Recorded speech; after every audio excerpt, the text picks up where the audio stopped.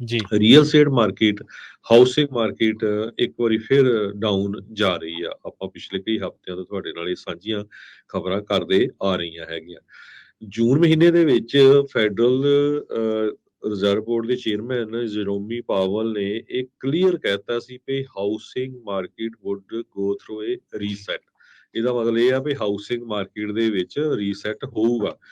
ਪਰ ਬਹੁਤ ਸਾਰੇ ਲੋਕ ਯਕੀਨ ਨਹੀਂ ਕਰਦੇ ਸੀ ਵੀ ਨਹੀਂ, ਲੱਗਦਾ ਨਹੀਂ ਹੈ। ਪਰ ਹੁਣ ਆਪਾਂ ਦੇਖਿਆ ਵੀ ਕਿਸ ਤਰ੍ਹਾਂ ਜਿਹੜੇ ਨਵੇਂ ਘਰ ਬਣ ਰਹੇ ਆ, ਕਿੰਨੀਆਂ ਪ੍ਰਾਈਸਿਸ ਉਹ ਡਿਕਰੀਜ਼ ਕਰ ਰਹੇ ਹੈਗੇ ਆ। ਇਨਵੈਂਟਰੀ ਬਹੁਤ ਜ਼ਿਆਦਾ ਵੱਧ ਰਹੀ ਹੈਗੀ ਆ। ਪਰ ਕਈ ਜੋ ਆਨਲਾਈਨ ਕੰਪਨੀਆਂ ਜਿਸ ਤਰ੍ਹਾਂ ਜ਼ੀਲੋ ਵਗੈਰਾ ਆ, ਉਹ ਕਹਿੰਦੇ ਆ ਵੀ ਘਰਾਂ ਦੀਆਂ ਪ੍ਰਾਈਸਾਂ ਹਜੇ ਵੀ ਵਧਣਗੀਆਂ।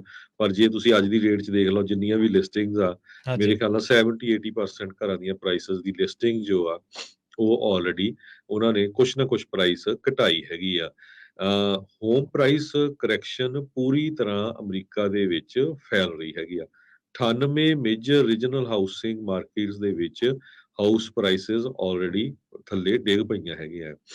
ਕੈਲੀਫੋਰਨੀਆ ਦੇ ਵਿੱਚ ਵੀ, ਸੈਕਰਾਮੈਂਟੋ, ਫ੍ਰਿਜ਼ਨੋ, ਬਹੁਤ ਸਾਰੇ ਜੋ ਏਰੀਏ ਆ, ਈਵਨ ਬੇ ਏਰੀਏ ਦੇ ਵਿੱਚ ਵੀ ਇਹਦਾ ਜਿਹੜਾ ਅਸਰ ਆ ਉਹ ਤੁਸੀਂ ਦੇਖ ਸਕਦੇ ਹੈਗੇ ਆ। ਮਾਰਗੇਜ ਦੇ ਰੇਟਸ 3.2% ਤੋਂ ਵੱਧ ਕੇ 6.3% ਦੇ ਲਾਗੇ ਛਾਗੇ ਪਹੁੰਚ ਚੁੱਕੇ ਆ, ਜਿਹਦੇ ਨਾਲ ਜੇ ਕਿਸੇ ਨੇ ਘਰ ਖਰੀਦਣਾ ਤੇ ਉਸ ਦੀ ਜੋ ਮਾਰਗੇਜ ਪੇਮੈਂਟ ਆ ਉਹਦੇ ਵਿੱਚ ਬਹੁਤ ਜ਼ਿਆਦਾ ਅਸਰ ਪੈ ਰਿਹਾ ਹੈਗਾ। ਇਸ ਕਰਕੇ ਲੋਕ ਹੁਣ ਘਰ ਖਰੀਦਣ ਤੋਂ ਥੋੜੀ ਹਿਚਕਿਚਾਹਟ ਕਰ ਰਹੇ ਹੈਗੇ ਆ, ਥੋੜਾ ਡਰ ਰਹੇ ਜੀ, ਹੈਗੇ ਆ ਜੀ, ਵੀ ਇੰਨੀ ਜਿਹੜੀ ਪੇਮੈਂਟ ਆ ਉਹ ਅਸੀਂ ਅਫੋਰਡ ਵੀ ਕਰ ਸਕਾਂਗੇ ਕਿ ਨਹੀਂ।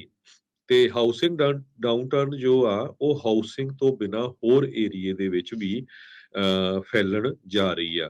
ਕਹਿੰਦੇ ਵੀ ਯੂਐਸ ਹਾਊਸਿੰਗ ਮਾਰਕੀਟ ਸੈਸ਼ਨ ਇਹ 2023 ਤੱਕ ਚੱਲੂਗਾ। ਸੋ ਅਗਲੇ ਸਾਲ ਦੇ ਵਿੱਚ ਸੋ ਬਹੁਤ ਸਾਰੇ ਜੋ ਹੁਣ ਇਕੋਨੋਮਿਸਟ ਆ ਆਲਰੇਡੀ ਇਹਨਾਂ ਨੇ ਮੰਨਣਾ ਸ਼ੁਰੂ ਕਰ ਦਿੱਤਾ ਹੈਗਾ ਵੀ ਅਸੀਂ ਹਾਂਜੀ, ਹਾਊਸਿੰਗ ਰਿਸੈਸ਼ਨ ਦੇ ਵਿੱਚ ਹੈਗੇ ਆ।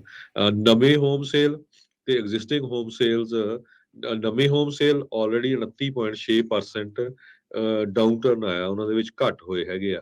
ਤੇ ਜਿਹੜੇ ਐਗਜ਼ਿਸਟਿੰਗ ਹੋਮ ਸੇਲਸ ਆ, ਉਹਨਾਂ ਦੇ ਵਿੱਚ 20.2% ਘੱਟ ਸੇਲ ਹੋਈ ਹੈਗੀ ਆ। ਰੀਅਲ ਸਟੇਟ ਫਰਮਸ ਜਿੱਦਾਂ ਰੈਡਫਿਨ, realtor.com, ਕੰਪਸ, ਉਹਨਾਂ ਨੇ ਆਲਰੇਡੀ ਵੱਡੀ ਗਿਣਤੀ ਦੇ ਵਿੱਚ ਲੋਕਾਂ ਨੂੰ ਲੇ ਆਫ ਕੀਤਾ ਹੈਗਾ। ਜੀ, ਹੋਮ ਬਿਲਡਰਸ ਜੋ ਆ, ਉਹ ਵੱਡੇ ਵੱਡੇ ਜੋ ਪ੍ਰੋਜੈਕਟ ਆ ਉਹਨਾਂ ਨੂੰ ਕਾਲ ਆਫ ਕਰ ਰਹੇ ਆ, ਉਹਨਾਂ ਨੂੰ ਬੰਦ ਕਰ ਰਹੇ ਆ ਜਾਂ ਵੇਟ ਕਰ ਰਹੇ ਆ ਨਵੇਂ ਸ਼ੁਰੂ ਕਰਨ ਤੋਂ ਵੀ ਕਿਸ ਤਰ੍ਹਾਂ ਆਪਾਂ ਫਿਊਚਰ ਦੇ ਵਿੱਚ ਕਾਮਯਾਬ ਹੋਵਾਂਗੇ। ਜੀ, ਮਾਰਗੇਜ ਲੈਂਡਰਸ ਨੇ ਵੱਡੀ ਗਿਣਤੀ ਦੇ ਵਿੱਚ ਬੈਂਕਰਪਸੀਜ਼ ਫਾਈਲ ਕੀਤੀ ਆ। ਆਪਾਂ ਬਹੁਤ ਵਾਰੀ ਖਬਰਾਂ ਤੁਹਾਡੇ ਨਾਲ ਪਿਛਲੇ ਹਫ਼ਤਿਆਂ ਦੇ ਵਿੱਚ ਸਾਂਝੀਆਂ ਕੀਤੀਆਂ ਆ। ਈਵਨ ਵੈਲਸ ਫਾਰਗੋ, ਬੜ ਵੱਡੀਆਂ ਕੰਪਨੀਆਂ ਜੋ ਸੀਗੀਆਂ, ਉਹਨਾਂ ਨੇ ਲੇ ਆਫ ਕੀਤੀ ਹੈਗੀ ਆ। ਸੈਲਰਸ ਲਈ ਹਜੇ ਵੀ ਸਮਾਂ ਹੈਗਾ।